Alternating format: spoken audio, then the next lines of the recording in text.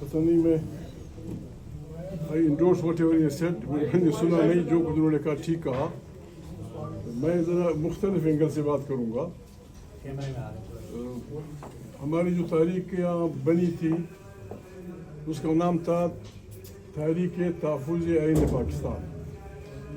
आइन की धज्जियाँ उड़ाई जा रही हैं, आइन को दरखोर इत्मीनान नहीं समझा जा रहा, मुंतखब पार्लियामेंट का लोग मजाक उड़ा रहे हैं। फरवरी के इलेक्शन का जो कुछ हुआ, जिन्होंने जीता था उन्होंने भगा दिया गया, अब ये लोग बैठे हैं। मैं तो अपील करूंगा तमाम पाकिस्तान के लोगों से, हर इदारे के लोगों से, कि भाई पाकिस्तान में दो किस्म के लोग हैं। एक वो हैं जो आइन को बालादस्त बनाना चाहते हैं, जो आइन के तहत इलेक्टेड पार्लियामेंट को ताकत का सरचर बनाना चाहते हैं, जो हर इदारे को अपने उस फ्रेम में देखना चाहते हैं जो आइन ने मुकर्रर किया है। यहाँ पता नहीं क्यों लोग इस समझने की कोशिश नहीं कर रहे। मैं अपने साथियों समेत रिक्वेस्ट करता हूँ तमाम इदारों में, चाहे जजेस हों, चाहे जनरल्स हों, चाहे जर्नलिस्ट हों, चाहे ताजर हों, कि भाई बिस्मिल्लाह करें। उस सफ़ में खड़े होना चाहते हैं या इस सफ़ में? ये सफ़ पाकिस्तान के बचाने का सफ़ है, आइन की बलंदस्ती का सफ़, पाकिस्तान को बचाने का सफ़ है, पाकिस्तान को आगे बढ़ाने का सफ़ है। बाकी यार लोग जो कुछ कर रहे हैं, मैं माफ़ी चाहता हूँ। परसों जो मीटिंग हुई है पेशावर में, that is against the spirit of the constitution. वो आइन के स्पिरिट के ख़िलाफ़ है। पता नहीं हम कहाँ तक पहुँच गए हैं, हम कहाँ, हमारे किसी से कोई दुश्मनी नहीं। अगर हमारे लोग आइन के तहत चलेंगे, इदारे आइन के तहत चलेंगे, हम उनको सर आंखों पे रखेंगे। लेकिन जो आइन से खिलवाड़ करेगा उसके ख़िलाफ़ हमने आवाज़ बुलंद करनी है, हमने लोगों को उसके लिए बुलाना है। बाकी मेरे दोस्त जो कुछ कह रहे हैं, आई सपोर्ट देम ऑल। बिस्मिल्लाह। मैं सिर्फ इतना कहूँगा कि इस वक्त उमर अयूब साहब ने तो बात की, जो पॉलिटिकल हमारे नुक्ता नज़र है उसके हवाले से बात की है। चूँकि मैं हमेशा अफ़गानिस्तान के हवाले से और जो हमारे सूबे के मसाइल है उस पर बात करता हूँ, तो आज भी वही कहूँगा। और मैं इस मौके पे इतना कहूँगा कि देखें, इस वक्त ज़रूरत इस बात की है कि होश के नाखून ली जाए। जो इस वक्त अफ़गानिस्तान और हमारे जो बॉर्डर एरिया पे हो रहा है वो बहुत ख़तरनाक है, और इसके लिए बहुत संजीदगी की ज़रूरत है, बहुत ज़िम्मेदारी की ज़रूरत है। और इसके लिए ज़रूरत इस बात की है कि तमाम स्टेक होल्डर्स को ऑन बोर्ड किया जाए और अफ़गानिस्तान के साथ तमाम मामलात वो टेबल पे बैठ के डिप्लोमेसी, जो डिप्लोमेटिक चैनल्स हैं, उसको इस्तेमाल करके उसके साथ मामलात आगे बढ़ाए जाए।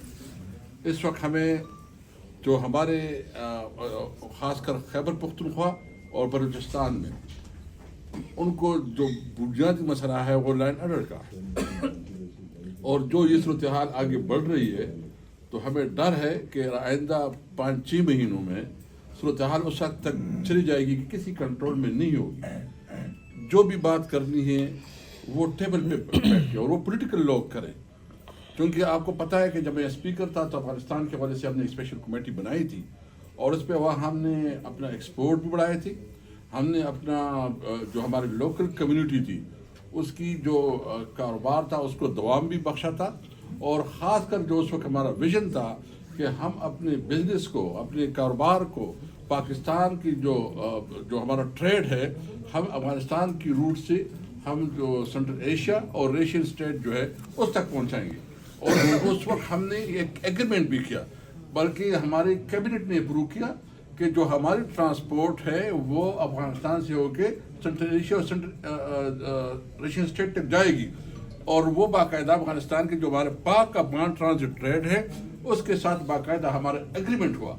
आप मुझे बताएं कि जो हमारे लोग हैं, खासकर जो पख्तून जो उस इलाके में रहते हैं, उसका आपस में रिश्तेदारियाँ हैं, एक जगह घर है, दूसरी जगह डेरा है, आना जाना होता है।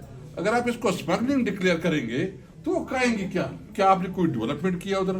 क्या आपने 40 साल उसको जंगों में जकेड़ के जंगों में जो ना आपने उसको इन्वॉल्व करके क्लैशनकोव कल्चर दिया? आपने तो रोजगार कोई नहीं दिया, कोई डेवलपमेंट नहीं दी।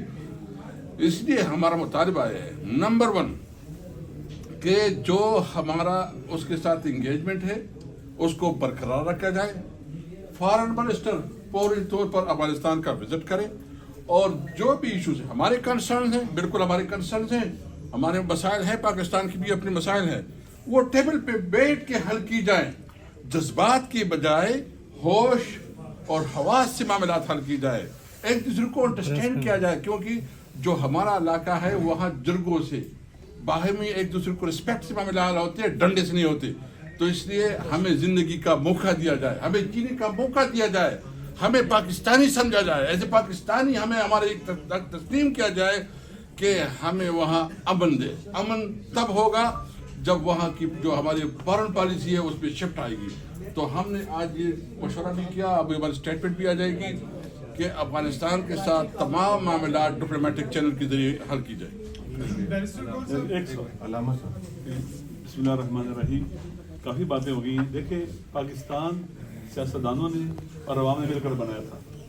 پاکستان کو چلائیں گے اور بچائیں گے بھی سیاستدان اور عوام مل کر. اگر سیاستدان ریلیونٹ ہو جائے، عوام ریلیونٹ ہو جائے، دنیا کی کوئی طاقت پاکستان کو نہیں بچا سکتی، آگے نہیں جا سکتی. پاکستان کے سیاسی اداروں کو مضبوط بنانا پڑے گا اور مضبوط سیاسی ادارے ہی مضبوط اکنامیکل سسٹم بھی بناتے ہیں، سوشل سسٹم بھی بناتے ہیں، ایجوکیشنل باقی سارے. لہٰذا ضروری ہے کہ سیاسی اداروں کو طاقتور کیا جائے، سیاستدانوں کو طاقتور کیا جائے. عمران خان صاحب نے جو مذاکرات کا کہا ہے، اس کی جو اپر لیول ہوگا اس میں یہ ہوگا کہ پاکستان کے اندر سیاست کو، سیاستدانوں کو، سیاسی اداروں کو، پولیٹیکل انسٹیٹیوٹ کو طاقتور بنا کر پاکستان کو صحیح ٹریک پر لگایا جائے تاکہ آئین کے مطابق حکومت ہو اور قانون کی عملداری ہو. ایک بات.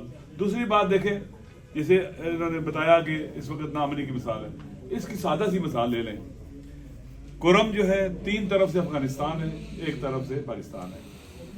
کئی مہینوں سے راستے بند ہیں، معاہدہ ہو چکا ہوا ہے. ہمارے سیکورٹی کے اداروں کی ذمہ داری ہے کہ اس اسٹریٹجک روڈ کو اوپن کریں. اگر آپ اس قابل نہیں ہیں کہ اسٹریٹجک روڈ کو اوپن کر سکیں، ہمارے سیکورٹی کے ادارے 3 طرف سے افغانستان ہے، خدا نہ خواستہ کل مشکلات ہوتی ہیں تو آپ کی سپلائی لائن کٹ جائے گی اور آپ کیسے وہاں پر دفاع کریں گے پاکستان کا. یہاں سے پتہ چلتا ہے کہ کس حد تک کیپیسٹی امن و امان کے حوالے سے بھی ہمارے اداروں کی کم ہو چکی ہے، ختم ہو چکی ہے.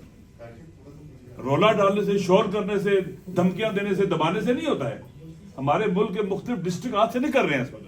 اس لیے چاہیے کہ اپنے اصل کام پر توجہ دیں جو ان کا کام ہے، ملک کی سیکورٹی، سرحدوں کی حفاظت، نامنی کے خلاف سٹینڈ لینا اور عوام کو امن و امان دینا اور ان کی جان مال کی حفاظت کرنا.